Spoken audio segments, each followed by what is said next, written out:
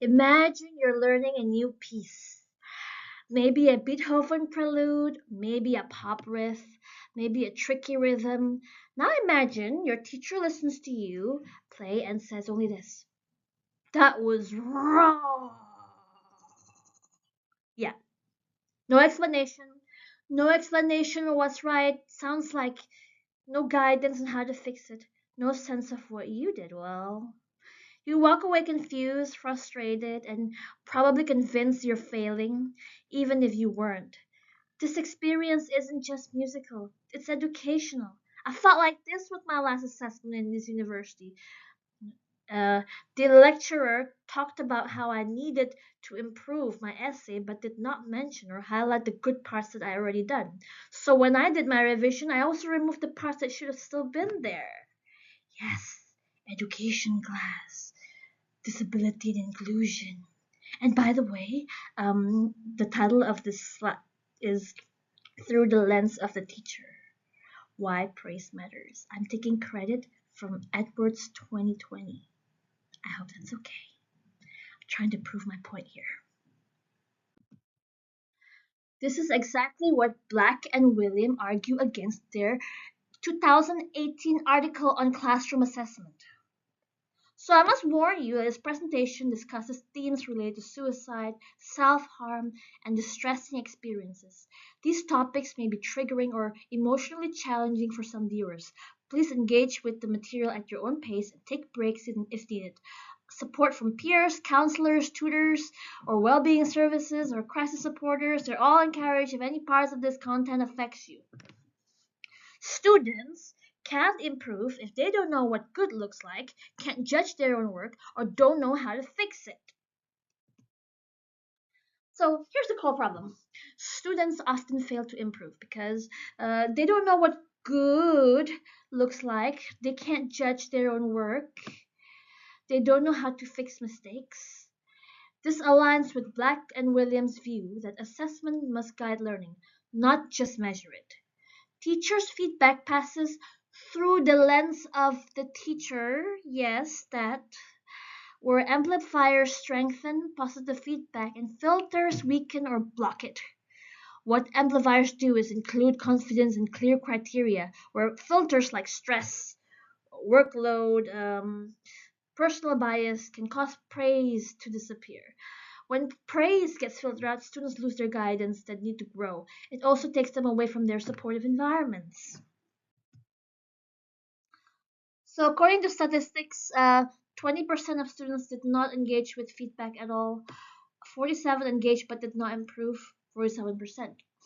33% successfully improved by Mayer et al. 2025. Students often don't know what the feedback means, don't know how to translate comments into actions, misinterpret feedback for criticism, and don't have enough strategies for revision, especially when it's conveyed very critically. It makes them think they did not did well in their assignments and there's no room for improvement. According to California Learning Resource Network, 60% of suicides in students are caused by academic burnout. It's the feeling that a student never feels good enough in their work and having to deal with a huge workload at once makes it worse. Research shows that academic pressure does not act alone. It interacts with how students feel about themselves.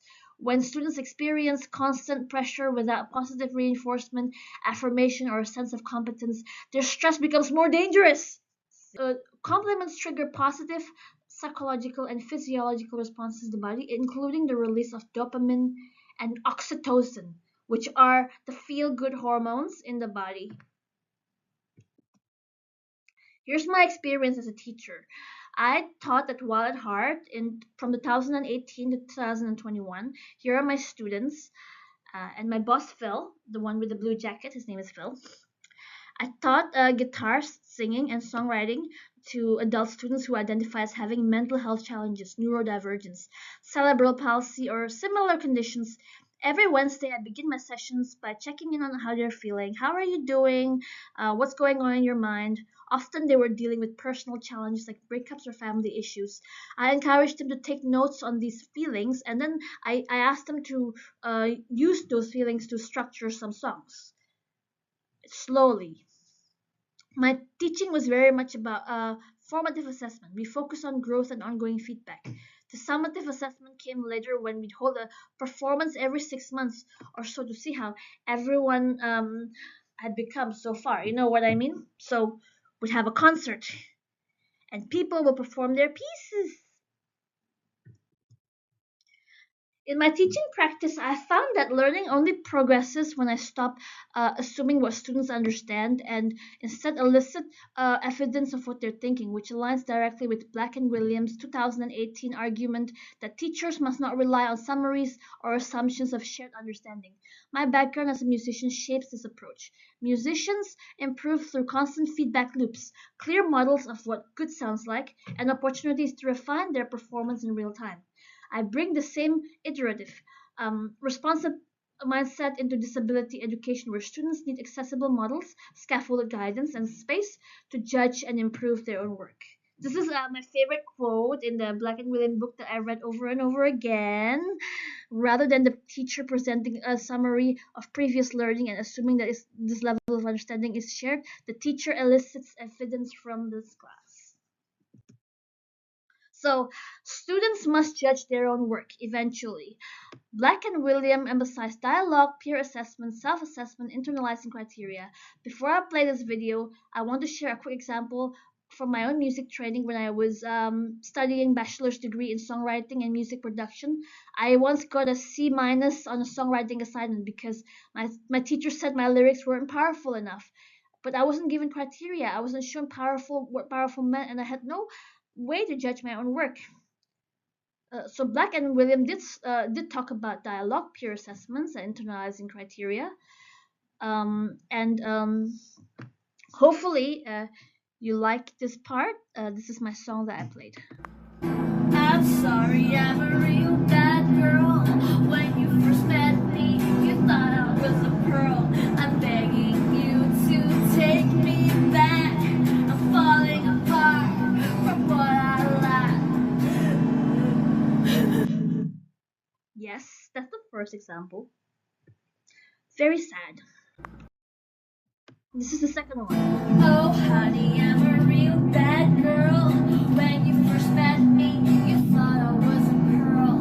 I turned out to be from hell. Your worst nightmare, you caught under my spell. Now you've seen this video clip. Here's the contrast I want to highlight. When I first wrote that song, I was telling the listener how to feel, apologizing, begging on my knees, please, ex-boyfriend, take me back, take me back, take me back, take me back, and softening everything. My lecturer pushed me to rewrite it using imagery and emotional weight instead of just statements. I also wanted my ex-abuser to take me back, which is a misogynistic statement. I'm lowering myself just to get a guy again. I want him back. This is so sad. Yeah, that shift from telling to showing is exactly what Black and William mean when they talk about students internalizing criteria and judging their own work. Once I understood what powerful actually meant in practice, I could evaluate my own lyrics and make intentional choices. This time, I'm no longer the victim, I'm the survivor. This is the difference.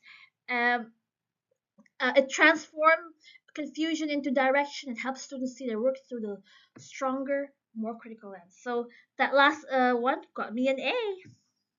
I'm a real bad girl. So now that we've looked at the strategies behind formative statements, here's the key contrast I want to make. When I rewrote my song, it wasn't just because my lecturer said it needed to be more powerful. It was because she finally gave me a clear direction, something I could actually use. This is how I could, you can give effective feedback, like formative feedback. Start with what they did well. Number one, explain what they could do better. Second one, give clear and detailed instructions for improvement. Third one. And also another thing that I quoted from Sadler uh, it's another article that my lecturer asked me to read. Three elements make up typical feedback: attending to the learner's production, appraising it. So I praise. It's supposed to be a praise, but I decide to lowercase the ap and say praising it, and buffering a judgment. Exactly. This is academically structured. I'm not just writing it from a random book that I read. And by the way, I would love you to know I am a musician and I have songs on Spotify. I hope you follow me, Marby, Real Bad Girl. I'm a real bad girl.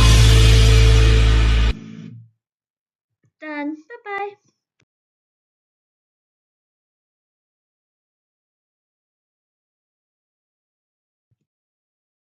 These are the references.